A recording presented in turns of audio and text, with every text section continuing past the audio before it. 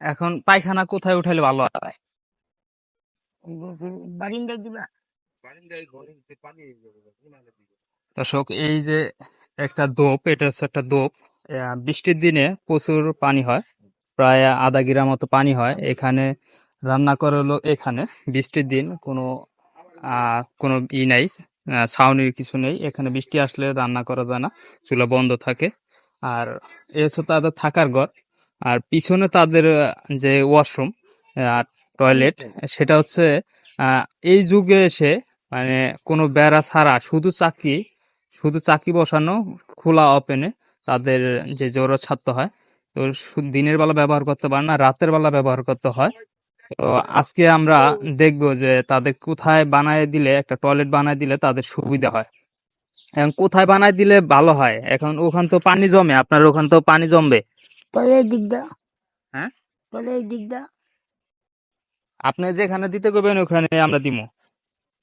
এই দিকটা দিলে বলা কোন হন্দা দিন কাশলে হেন্দা এখান বা-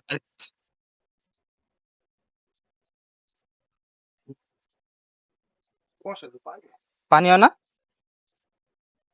কারণ যদি পানি হয় তাহলে কেমনে কি করা যায়?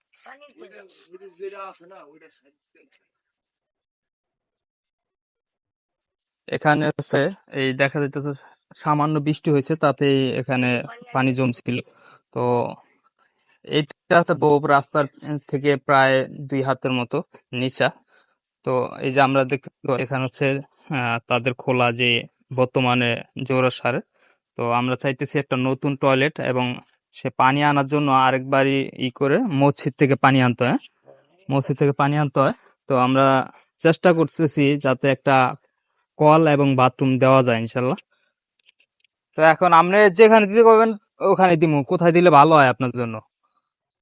মানে এই পাশে দিলে কি ভালো হয়? হ্যাঁ, আর পানি কত রইতে পারে মানে, যদি সবসময় থাকবো।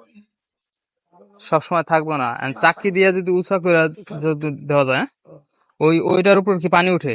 হ্যাঁ, ওটার উপরে পানি উঠে? হ্যাঁ, জায়গাটা নিশ্চিত। যদি পানি উঠে যায় তাহলে তো সমস্যা।